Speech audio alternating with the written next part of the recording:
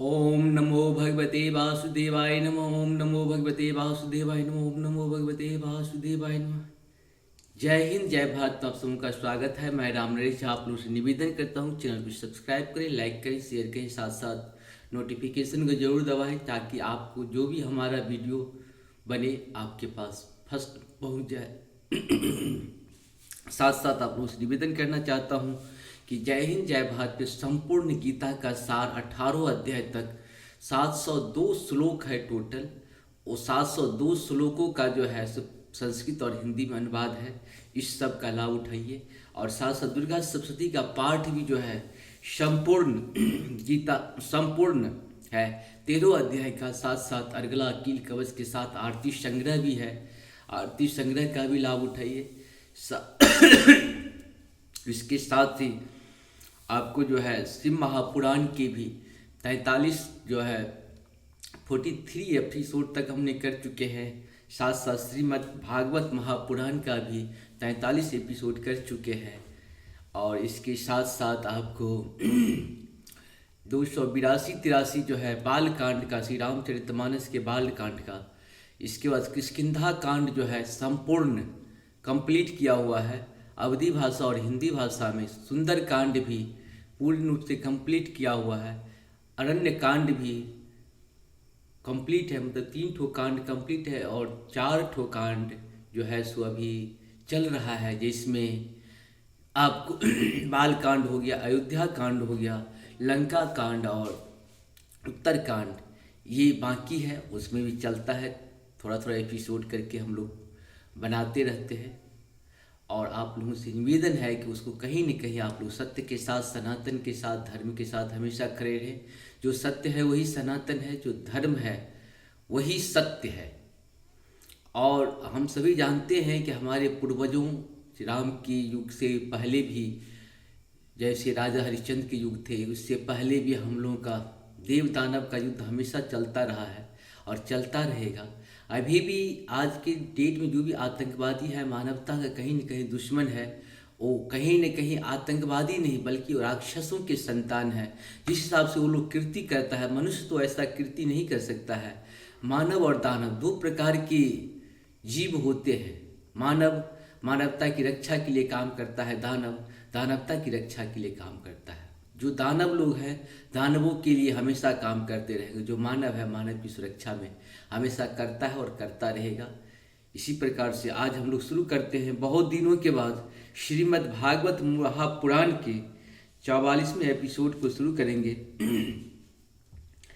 समय झुंड के झुंड दैत्य पृथ्वी को रौंद डालेंगे। उस समय उसका भार उतारने के लिए भगवान अपने सफेद और काले केश से बलराम और श्री कृष्ण रूप में कला अवतार ग्रहण करेंगे।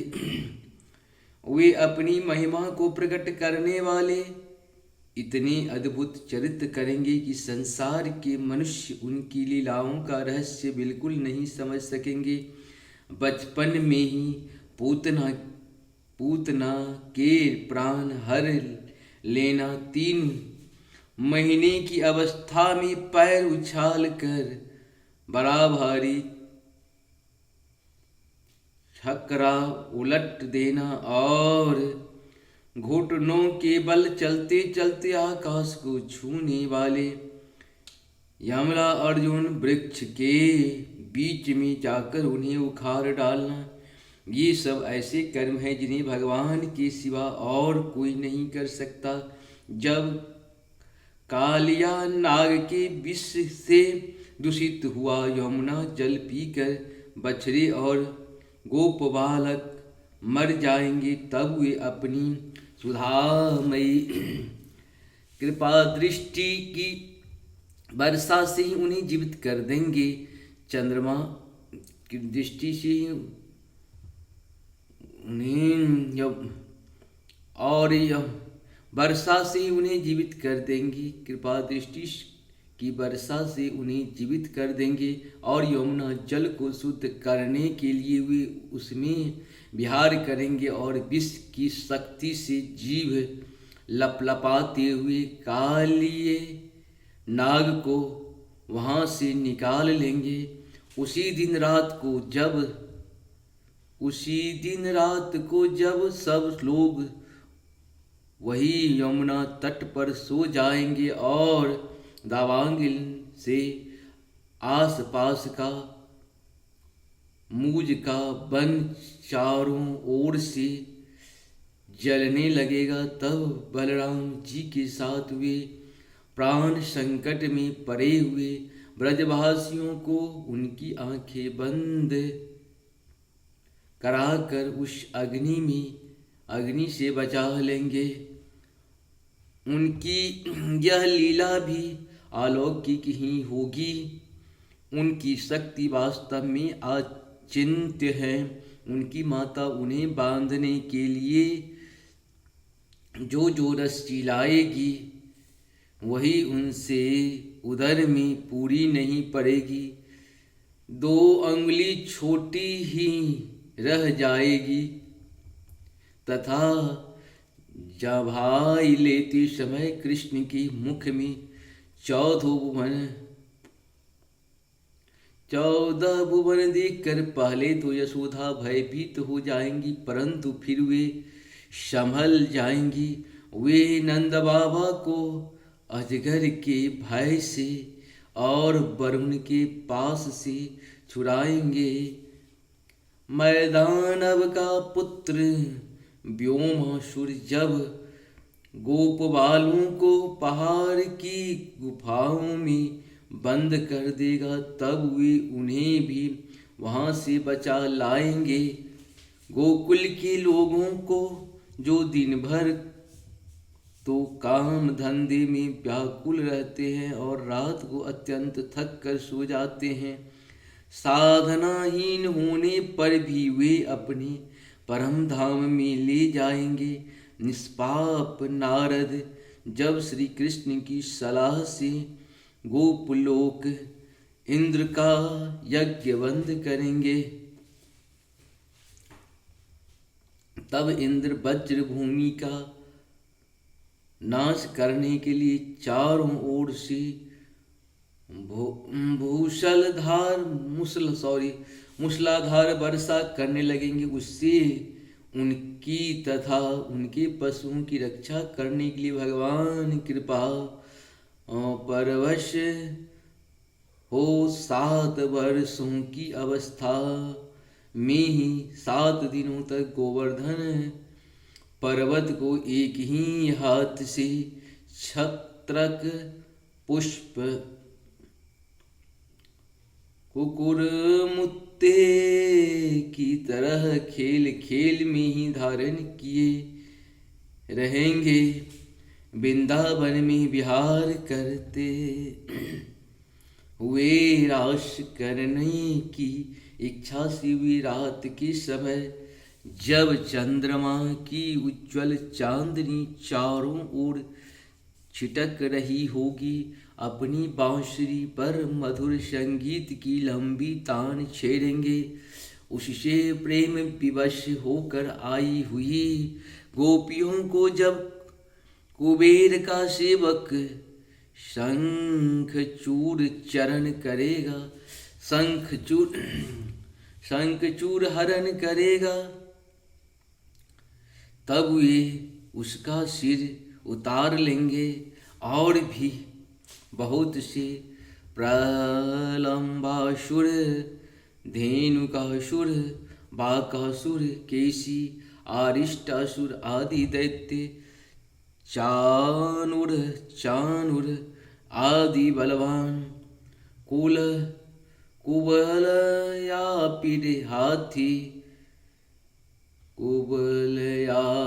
हाथी, कंस, कालयवन, भौमासुर, मिथ्या वासुदेव, शाल्य, द्विविष वानर, बल्लभ, दंत वक्रत राजा, नग्न जीत के 7 बैल, संबरासुर, विदुर रथ और रुक्मी आदि तथा काम्बोज, मत्स्य, कुरु, केकई और सृजय आदि आदि देशों के राजा लोग एवं जो भी योद्धा धनुष धारण करके युद्ध के मैदान में सामने आएंगे, वे सब बलराम, भीमसेन और अर्जुन आदि नामों की आड़ में स्वयं भगवान के द्वारा मारे जाएंगे। इन्हीं की धाम में चले जाएंगे। समय के फेर से लोगों की समझ कम हो जाती है, आयु भी कम होने लगती है। उस समय जब भगवान देखते हैं कि अब वे लोग मेरे तत्व को बतलाने वाली वेदवाणी को समझने में असमर्थ होते जा रहे हैं, तब प्रत्येक कल्प में सत्यवती के गर्भ से व्यास के रूप में प्रकट होकर वे वेद रूपी वृक्ष का विभिन्न शाखाओं के रूप में विभाजन कर देते हैं। देवताओं के शत्रु दैत्य लोग भी वेद मार्ग का सहारा लेकर मैदानव के बनाए हुए अदृश्य वेग वाले नगरों में रहकर लोगों का सत्यानाश करने लगेंगे। तब भगवान लोगों की बुद्धि में मोह और अत्यंत लोभ उत्पन्न करने वाले वेश धारण करके बुद्धि के रूप में बहुत से उपधर्मों का उपदेश करेंगे। कलयुग के अंत में जब सत्य पुरुषों के घर भी भगवान की कथा होने में बाधा पड़ने लगेगी, ब्राह्मण, क्षत्रिय और वैश्य, पाखंडी और शुद्ध राजा हो जाएंगे। यहाँ तक कि कहीं भी स्वाहा स्वाधा और वसटकार की ध्वनि देवता पितरों के यज्ञ श्राद्ध की बात तक नहीं सुनाई पड़ेगी। तब कलयुग का शासन करने के लिए भगवान कलिक अवतार ग्रहण करेंगे। जब संसार की रचना का समय होता है, तब तपस्या 9 प्रजापति, मरीचि आदि ऋषि और मेरे रूप में जब सृष्टि की रक्षा का समय होता है, तब धर्म विष्णु मनु देवता और राजाओं के रूप में, तथा जब सृष्टि के प्रलय का समय होता है, तब अधर्म रुद्र और क्रोधवश नामक नाम के सर्प एवं दैत्य आदि के रूप में सर्वशक्तिमान भगवान की माया विभूतियाँ भी प्रकट होती है। अपनी प्रतिभा के बल से पृथ्वी के एक एक धूलि कणों को गिन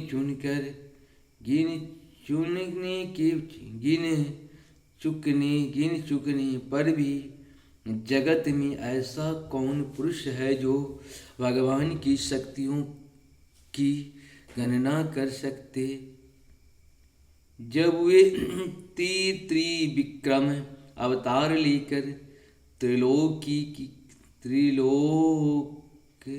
त्रिलोकी को नाप रहे थे, उस समय उनके चरणों के अदम्य वेग से प्रकृत रूप अंतिम आवरण से लेकर सत्यलोक तक सारा ब्रह्मांड कांपने लगा था। तब उन्होंने ही अपनी शक्ति से उसे स्थिर किया था। समस्त सृष्टि की रचना और संहार करने वाले माया उनकी एक शक्ति है। ऐसी अनंत शक्तियों की आश्रय उनके स्वरूप को न मैं जानता हूँ और न वे तुम्हारे बड़े भाई सनकादि ही, फिर दूसरों का तो कहना ही क्या है। आदिदेव भगवान शेष सहस्त्र मुख से उनकी गुणों का गायन करते आ रहे हैं, परंतु वे अभी उसके अंत को कल्पना नहीं कर सके, जो निष्कपट भाव से अपना सर्वस्व और अपने आप को भी उनके चरण कमलों में निछावर कर देते हैं। उन पर वे अनंत भगवान स्वयं ही अपनी ओर से दया करते हैं और उनकी दया के पात्र ही उनकी दुस्तर माया का स्वरूप जानते हैं और उसके पार जा पाते हैं। वास्तव में ऐसे पुरुष ही कुत्ते और सियारों के कलेवा रूप अपने और पुत्रादि के शरीर में यह मैं ही और यह मेरा है, यह मैं हूँ और यह मेरा है, ऐसा भाव नहीं करते। प्यारे नारद, परम पुरुष की उस योग माया को मैं जानता हूँ तथा तुम लोग भगवान शंकर, दैत्य कुलभूषण प्रहलाद, शत्रुपा मनुपुत्र प्रियव्रत आदि प्राचीन बरही ऋषभ और ध्रुव भी जानते हैं। इनके सिवा इच्छा को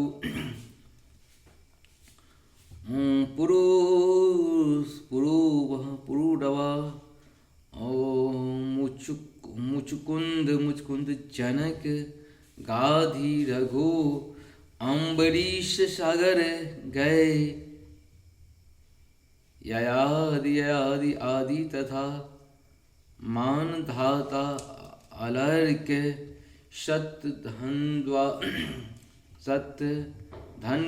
अनु रंतिदे भीष्म बाली अमोरतर दिलीप सौभरी उतंग शिवी देवल पिपलाद सारस्वत उद्भव पराशर भूरिसेन एवं विभीषण हनुमान सुखदेव अर्जुन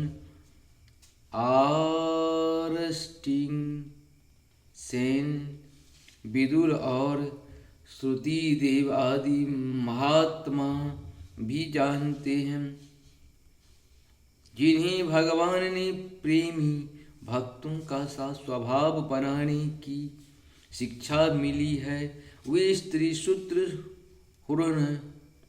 हुन भील और पाप के कारण पशु पक्षी आदि योनियों में रहने वाले भी भगवान की माया का रहस्य जान जाते हैं और इस संसार सागर से सदा के लिए पार हो जाते हैं। फिर जो लोग वैदिक सदाचार का पालन करते हैं उनके संबंध में तो कहना ही क्या है। इस प्रकार से हम लोग का 44 पूर्ण हुआ। फिर हम लोग अगले एपिसोड को फिर शुरू करेंगे। आप सबों को बहुत बहुत धन्यवाद है। नमस्कार। जय हो जय हो जय हो। सत्य के साथ रहे, सनातन के साथ रहे, धर्म के साथ रहे, जीवन सफल हो जाएगा। मनुष्य का जीवन बहुत ही बहुमूल्य है। बहुत जन्मों की तपस्या के बाद ये आत्मा को मनुष्य का शरीर मिला है। इसको पुण्य की तरफ खींचिए, स्वार्थ से थोड़ा ऊपर उठिए, माया से भगवान से कृपा मांगिए कि प्रभु माया से हमें दूर करें, तभी संभव है हम ये कर पाएंगे। प्रभु का हमेशा ध्यान करते रहिए, उनके चरणों का ध्यान करिए, उनकी कीर्ति का, उनके नाम, काम और धाम, 3 चीज़ की चर्चा जहाँ भी रहिए, जिस रूप में रहिए, सत्संग करिए, भगवान के साथ रहिए। जय हो जय हो जय हो। नमस्कार।